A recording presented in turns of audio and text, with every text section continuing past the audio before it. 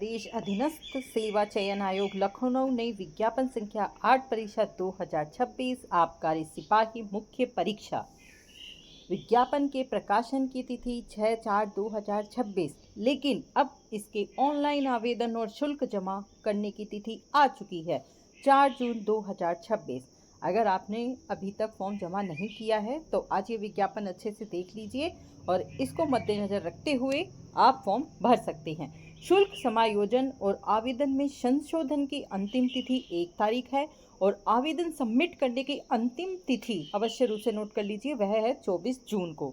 और प्रारंभ जो शुल्क होगा वह 4 जून 2026 से हो चुका है।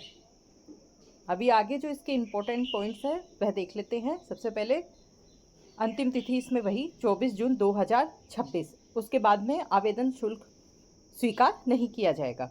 प्रिंट आउट तब तक नहीं निकाला जा सकेगा जब तक कि उसके द्वारा जमा शुल्क का समायोजन बैंक द्वारा नहीं कर दिया जाता। 1/7/2026 तक आपको इसका शुल्क का समायोजन कर लेना है। विज्ञापन संख्या 8 परीक्षा आबकारी सिपाही मुख्य परीक्षा के अंतर्गत कार्यालय आबकारी आयुक्त उत्तर प्रदेश प्रयागराज उत्तर प्रदेश के नियंत्रणाधीन आबकारी सिपाही के कुल 722 पदों पर चयन हेतु भारत के नागरिकों से ऑनलाइन आवेदन आमंत्रित किए जाते हैं। इसमें ये भी देखिए, ये भी जरूरी है। मुख्य परीक्षा वही अभ्यर्थी ऑनलाइन आवेदन कर सकते हैं जो विज्ञापित पद हेतु वांछित अनिवार्य अहर्ता धारित करते तथा प्रारंभिक अहर्ता परीक्षा 2025 पीईटी 2025 में सम्मिलित हुए हों और उन्हें आयोग द्वारा प्रारंभिक अहर्ता परीक्षा 2025 का स्कोर कार्ड निर्गत किया गया हो। तो मतलब वही इसमें ऑनलाइन आवेदन कर सकते हैं जिन्होंने पैट 2025 में स्कोर किया हो। शॉर्टलिस्ट किए गए अभ्यर्थियों को ही मुख्य परीक्षा में प्रतिभाग करने का अवसर मिलेगा। नेक्स्ट, आवश्यक सूचना देख लीजिए। ऑनलाइन आवेदन करने वाले अभ्यर्थियों के लिए आवश्यक सूचना।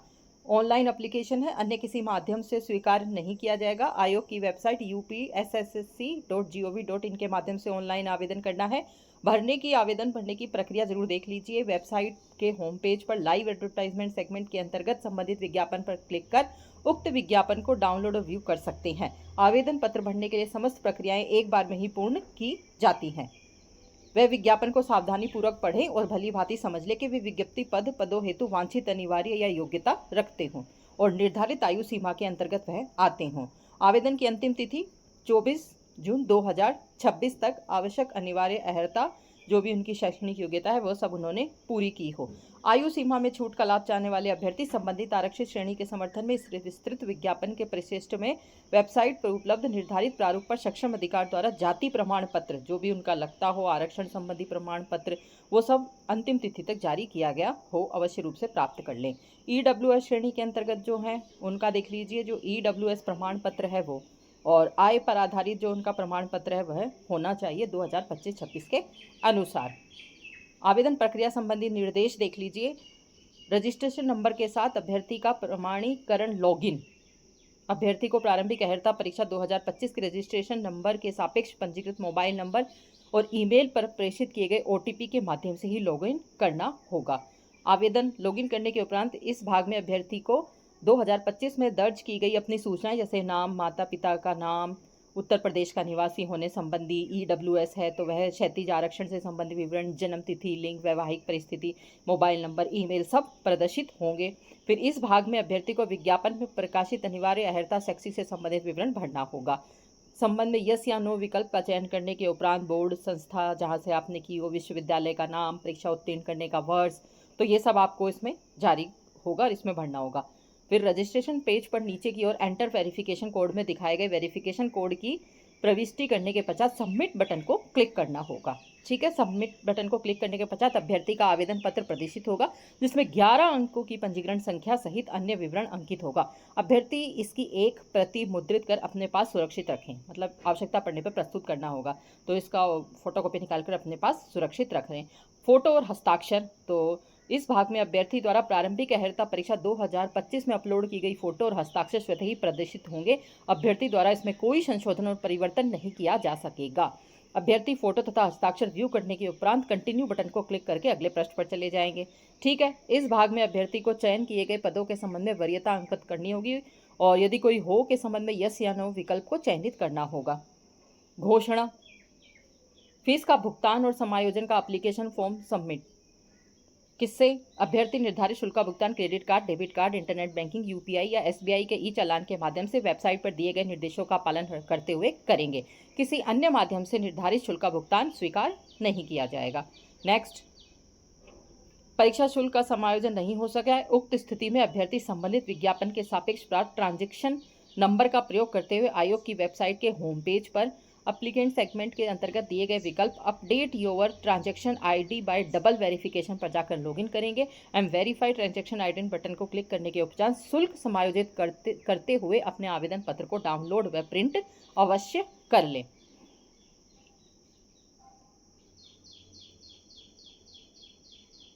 नेक्स्ट, यदि किसी तकनीकी समस्या व अन्य कारण से अभ्यर्थी निर्धारित शुल्क का भुगतान आवेदन करते समय नहीं कर पा रहा है तो वे शुल्क जमा करने की अंतिम तिथि तक आयोग की वेबसाइट के होम पेज पर सेगमेंट के अंतर्गत दिए गए विकल्प update your transaction ID bye double verification पर जाकर संबंधित विज्ञापन के सापेक्ष प्राप्त रजिस्ट्रेशन नंबर का प्रयोग करते हुए वेरीफाई ट्रांजैक्शन आईडी बटन को क्लिक करें। तदुपरांत क्या होगा, आयोग की वेबसाइट के होम पेज पर एप्लीकेंट सेगमेंट के अंतर्गत दिए गए एप्लीकेशन फीस डिपोजिशन विकल्प पर जाकर निर्धारित शुल्क का भुगतान कर पाएंगे, अगर आपने अभी तक या आपका हो नहीं पा रहा है तो। विज्ञापन की अंतिम तिथि तक उससे एक सप्ताह के अंदर प्रत्येक दशा में अपने शुल्क का समायोजन कर अपने आवेदन पत्र को डाउनलोड कर उसका प्रिंट आउट अवश्य प्राप्त कर लें।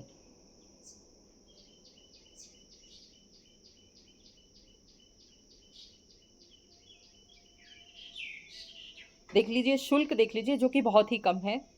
अनरिजर्व्ड के लिए 25 रुपये है, ऑनलाइन प्रक्रिया शुल्क है। अन्य पिछड़ा वर्ग 25 रुपये, अनुसूचित जाति 25 रुपये, अनुसूचित जाति जनजाति 25 रुपये, यानी सभी के लिए 25 रुपये हैं। इसके अलावा स्वतंत्रता संग्राम सेना के आश्रित हैं और भूतपूर्व सैनिक, महिला, दिव्यांगजन और उत्कृष्ट खिलाड़ी क्षेत्र के अभ्यर्थियों द्वारा क्रमांक 1 से 4 तक उल्लिखित उनकी मूल श्रेणी के अनुसार शुल्क देय होगा।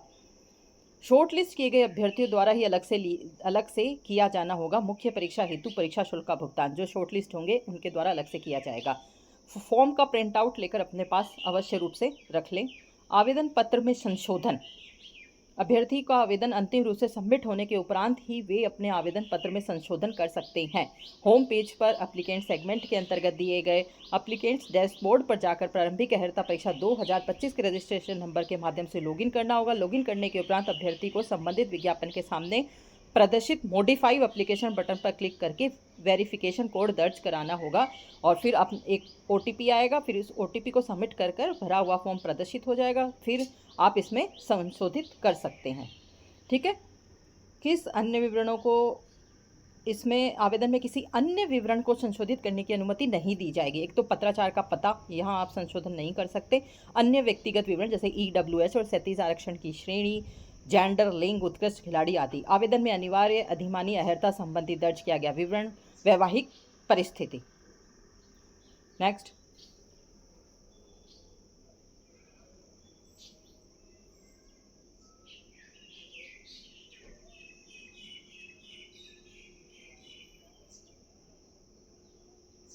कुल पद देख लीजिए। कार्यालय आबकारी आयुक्त उत्तर प्रदेश प्रयागराज। पद का नाम आबकारी सिपाही। लेवल वेतनमान लेवल 2। वेतनमान न्यूनतम 19,900 से और वेतनमान अधिकतम हो जाएगा 63,200।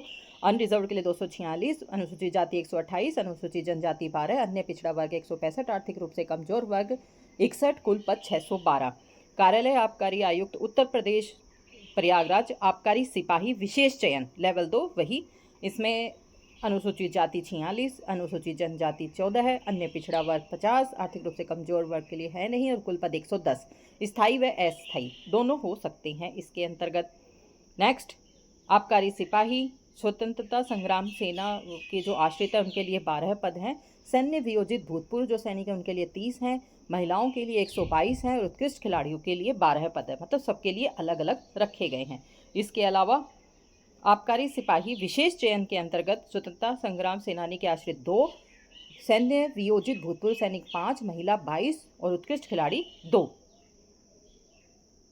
आर्थिक रूप से कमजोर वर्ग के अंतर्गत आरक्षण का दावा करने वाले अभ्यर्थी वित्तीय वर्ष की आय रुपए 8 लाख से उनकी कम होनी चाहिए और जो आर्थिक रूप से कमजोर हो 10% आरक्षण दिए जाने संबंधी उत्तर प्रदेश शासन डैश के अंतर्गत जो डेट है उसको देखते हुए 31 अगस्त 2020 द्वारा 2020 में विहित शर्तों को पूरा करते हों। महिला आरक्षण के लिए भी अनिवार्य अर्हता बताई गई है। सिपाही, ड्राइवर और ताड़ी पर्यवेक्षक सेवा नियमावली डैश संशोधित के भाग 4 और 8 के अनुसार सेवा में आबकारी सिपाही के पद पर सीधी भर्ती के लिए यह आवश्यक है कि अभ्यर्थी माध्यमिक शिक्षा परिषद उत्तर प्रदेश के इंटरमीडिएट सरकार द्वारा उसके समकक्ष मान्यता प्राप्त कोई परीक्षा उसने अवश्य रूप से उत्तीर्ण की हो। ठीक है। या फिर ऐसे अभ्यर्थी जो प्रादेशिक सेना में 2 वर्ष की अवधि तक सेवा की हो या राष्ट्रीय कैडेट कोर का बी प्रमाण पत्र प्राप्त किया हो। ठीक है। आयु 1 जुलाई को 18 वर्ष की आयु प्राप्त कर ली और 40 वर्ष से अधिक की आयु प्राप्त न की हो। चयन का आधार लिखित परीक्षा।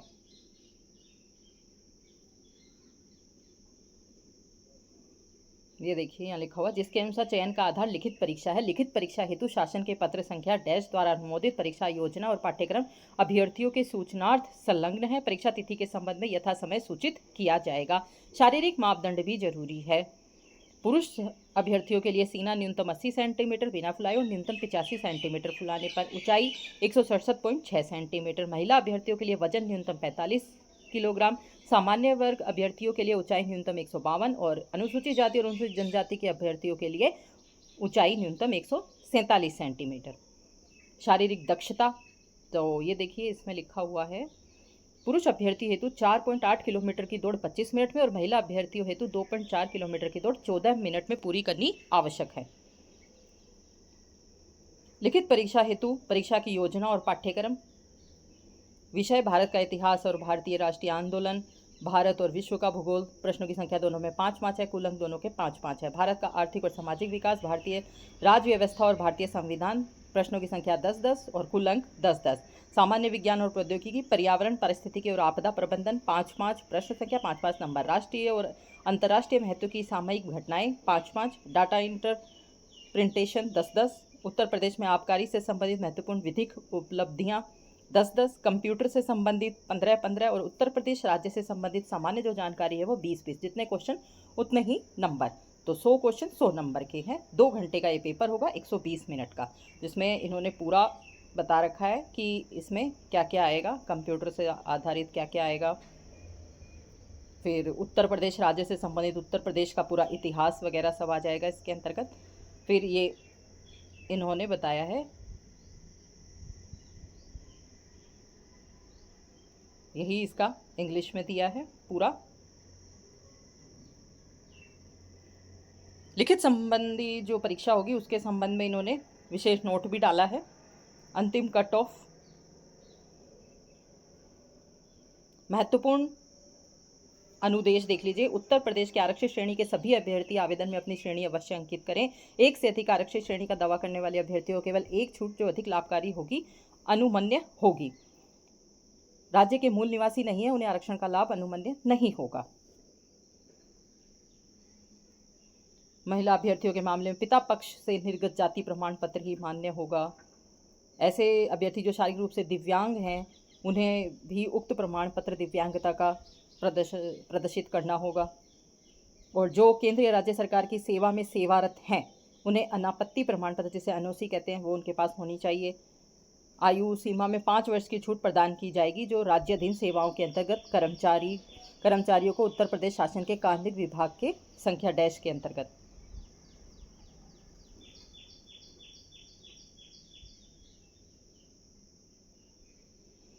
आयोग किसी भी अभ्यर्थी से व्यक्तिगत पत्राचार नहीं करता है। अभ्यर्थी को उनकी पात्रता के संबंध में कोई परामर्श नहीं दिया जाता, इसलिए अभ्यर्थी को विज्ञापन को सावधानीपूर्वक अध्ययन करना है। कोई कठिनाई आ रही है तो आयोग की वेबसाइट https://upssc.gov.in के माध्यम से अथवा किसी भी कार्य दिवस में आयोग कार्यालय में संपर्क कर अपनी कठिनाई या जो भी कोई समस्या है उसका हल प्राप्त कर सकते हैं। एक से अधिक आवेदन करने की दिशा में अंतिम सबमिट किया गया आवेदन ही स्वीकार किया जाएगा, बाकी सब निरस्त कर दिए जाएंगे। अशुद्धि हो, त्रुटि और विरोधाभास की स्थिति में भी आपकी जो आपने जो पद के लिए वो किया है, पत्राचार जो आपने किया है, एक से आवेदन की जो प्रक्रिया वो आपकी निरस्त कर दी जाएगी किसी भी अशुद्धि या त्रुटि के अंतर्गत। तो ये इसका फॉर्म है।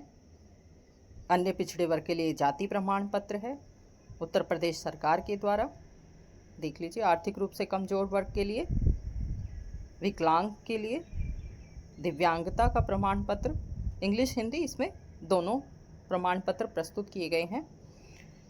तो यह इसका पूरा नोटिफिकेशन था जिसे मैंने आसान भाषा में और ज़रूरी जो चीज़ें थी वह मैंने आपको समझा दी हैं। आई होप कि आपको यह सब समझ में आ गया होगा। अगर यह वीडियो आपको पसंद आया हो तो चैनल को लाइक, शेयर और सब्सक्राइब अवश्य रूप से करें। धन्यवाद।